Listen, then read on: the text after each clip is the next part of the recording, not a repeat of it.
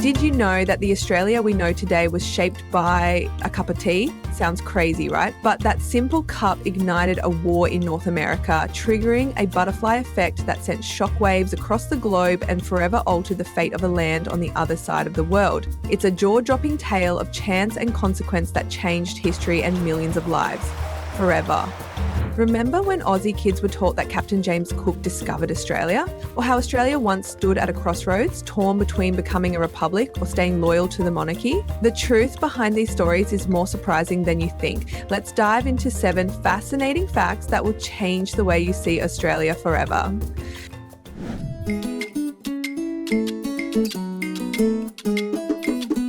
It might surprise you, but Australia as we know it today owes its existence to the American Revolutionary War. That's right, if it weren't for the conflict across the Atlantic, the history of this unique land down under could have taken a completely different path. You see, before Australia was established as a penal colony, the British had a rather convenient solution for dealing with their overflowing prisons, shipping convicts off to North America. These colonies served as convenient dumping grounds for those deemed undesirable. However, when the American colonies declared their independence in 1776, this practice came to a screeching halt. Suddenly, Britain had a problem. What to do with all those convicts? The answer wasn't immediate. At first, they scrambled for alternatives while prisons back home grew more overcrowded by the day. The situation became so dire that decommissioned ships known as prison hulks were anchored along the Thames to hold the surplus of inmates. Disease spread like wildfire, food supplies dwindled, and punishments turned even harsher. The conditions were horrific and public pressure for a solution was mounting. Faced with this crisis, the British government knew they needed a permanent answer, and fast. That's when they turned their attention to a vast, uncharted territory in the south, New South Wales. This promising land, as they saw it, offered the perfect opportunity to establish a new penal colony and relieve the pressure on their overflowing jails.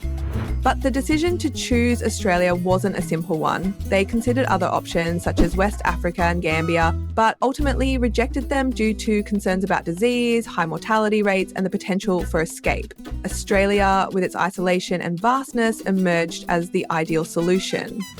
And who were the key players in this historical drama? One name that stands out is James Matra, a sailor born in New York who had sailed with Captain Cook. After the American Revolution, Matra returned to England and proposed the idea of establishing a colony in New South Wales. This idea gained strong support from influential figures like Joseph Banks, the renowned botanist who had accompanied Cook on his voyage. In 1787, the British took decisive action. The first fleet set sail carrying over 700 convicts, along with officers, marines, and supplies. The journey was grueling. Imagine being crammed in a small space for months with barely enough food and fresh air. That's exactly what over 700 convicts endured, battling sickness and exhaustion as they made their way to the unknown. Despite the hardships, they pressed on and arrived at Sydney Cove in January 1788, marking the beginning of Australia's colonial history. So if it weren't for the Americans fighting for their freedom and throwing those chests of tea into Boston Harbour, the British might never have set their sights on Australia. History is full of domino effects, and this story is a perfect example of how one war in the Northern Hemisphere could lead to the founding of a nation in the Southern Hemisphere. Sometimes the ripple of a single event, like a rebellion fueled by tea, can change the world in ways no one could have predicted. The First Faith journey marked the birth of a colony, but have you ever wondered how that first colony got its name? Let's sail back to where it all began.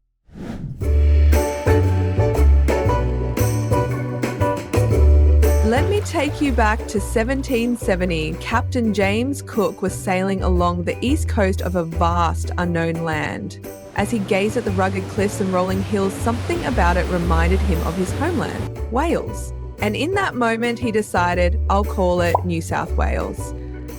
Fast forward to 1788 when the British arrived to establish a colony. But New South Wales wasn't just a small corner of the map, it was massive. It stretched across most of what we now know as mainland Australia.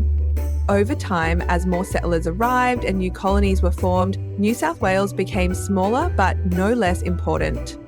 Today, it's home to Sydney, stunning beaches and rich national parks, but it all began with a sailor, a name and a land that seemed like a distant echo of home. Speaking of beginnings, there's always a debate about who really discovered Australia. Let's dive into this age-old question and see why Captain Cook's name stands out and why it's not the full story.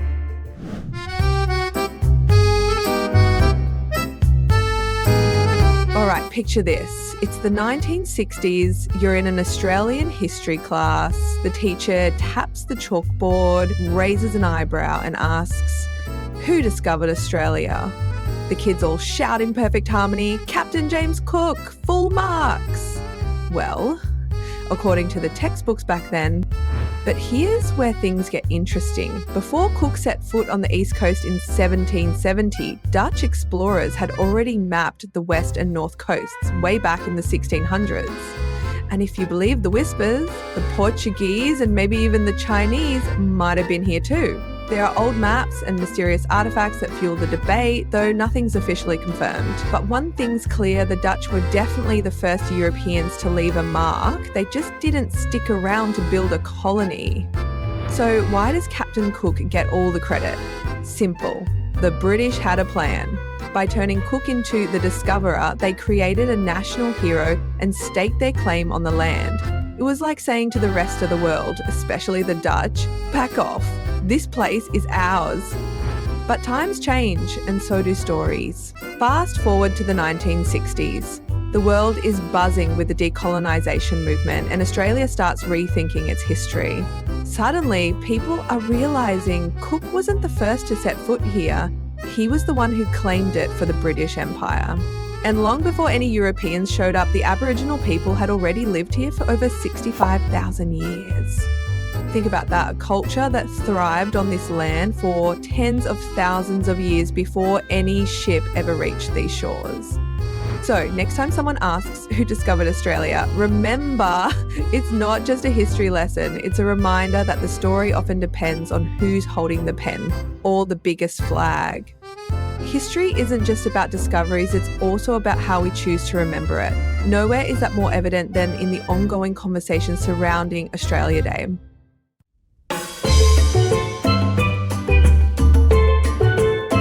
On January 26, Australians gather for barbecues, fireworks and parades. But behind the celebrations lies a bitter divide. For many, Australia Day is a time to reflect on national pride. But for Indigenous Australians, it's a reminder of loss. To them, it's not a celebration. It's Invasion Day. Why? Because January 26, 1788 marks the day the first fleet, led by Captain Arthur Phillip, arrived at Sydney Harbour and claimed New South Wales for the British Crown. This event laid the foundation for modern Australia, but it also marked the beginning of devastating changes for Indigenous communities. For tens of thousands of years before European settlement, Aboriginal people thrived on this land, cultivating rich traditions, languages and stories. But after 1788, they faced dispossession, cultural destruction and loss of freedom. That's why the date sparks so much debate. For some, it's a proud reminder of the nation's beginnings. For others, it's a painful symbol of colonisation and displacement. As calls grow louder to change the date or rethink how it's commemorated, one thing is clear. Australia's history is complex and honouring it requires more than celebration. It calls for reflection, respect, and an honest conversation about the past. Traditions can be tricky, especially when they don't always make sense. And when it comes to royal celebrations, Australia has taken its own unique spin. Let's uncover the mystery of the King's birthday celebration down under.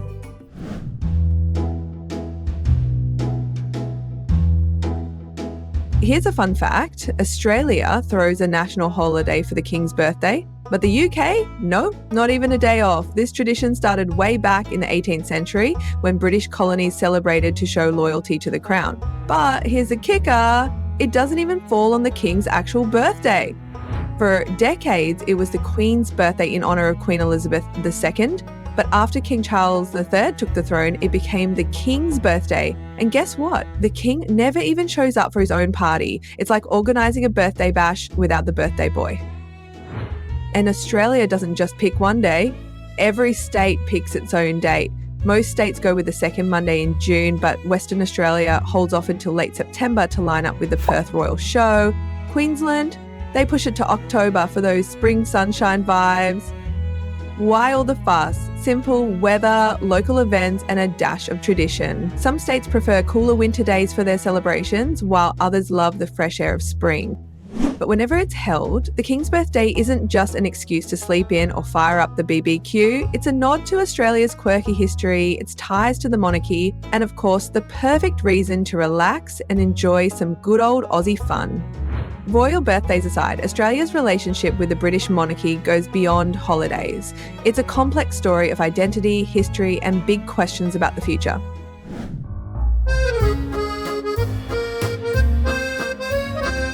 Australia and the British monarchy, it's like a long-distance relationship that just won't quit. Despite being an independent nation, Australia still lists the British monarch as its head of state. For some, this is a charming nod to tradition. For others, it's like hanging onto your ex's Netflix account. Comfortable, but maybe time to let go. Older Australians often see the monarchy as a steadying hand, a link to a storied past. But younger Aussies, they're scratching their heads, wondering why their head of state lives on the other side of the world. In fact, a recent poll showed that 92% of Australians are either supportive or open to the idea of becoming a republic. Back in 1999, Australia flirted with the idea of breaking up with the monarchy through a referendum. The result? Over 54% voted to stay, like deciding to keep that old armchair because it's too much hassle to replace. But the debate didn't end there. After Queen Elizabeth II's passing, the conversation has only heated up. King Charles III's recent visit to Australia even rekindled discussions about the nation's constitutional ties to Britain. So what's next? Will Australia finally cut the cord and become a republic? It's hard to say, but one thing's for sure, this isn't just about politics, it's about identity, about who Australians are and who they want to be. And that story is still being written. Speaking of identity, there's nothing more Aussie than their love for nicknames. But these aren't just ordinary nicknames. They're packed with humour, history, and a whole lot of personality. Let's take a look.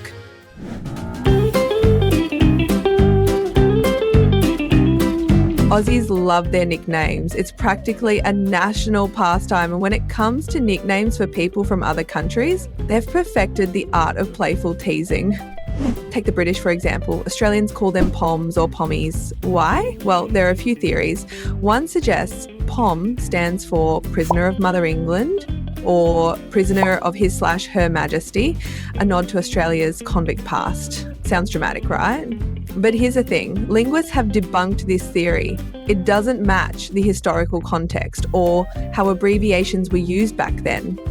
The more accepted theory, it comes from pomegranate through good old rhyming slang. Back in the day, pomegranate was slang for immigrant, and eventually it was shortened to pom, and let's be honest, newly arrived Brits turning sunburnt red under the Aussie sun probably reinforced the nickname.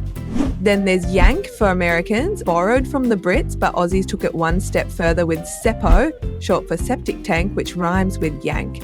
It might sound a bit odd, but it's all part of that cheeky Aussie humour. Meanwhile, their neighbours across the ditch get a pretty sweet deal. New Zealanders are called Kiwis after their national bird, a symbol of pride. No teasing there, just friendly banter between mates. And what about Australians themselves? They proudly call each other Aussies. It's simple, it's fun, and it's packed with national pride. And of course, you can't talk about Aussie pride without mentioning the famous chant, Aussie, Aussie, Aussie, oi, oi, oi. This cheer echoes through stadiums, uniting the crowd in a wave of support. It's actually adapted from the British Oggie, Oggie, Oggie chant, but has become a symbol of Australia's enthusiasm and love for sport. In Australia, nicknames and chants aren't just words, they're part of what makes Aussie culture unique. So next time you hear someone yell, oi, oi, oi, or call their mate a pom or a seppo, don't be surprised. It's all in good fun and a celebration of the laid-back, cheeky spirit that defines life down under.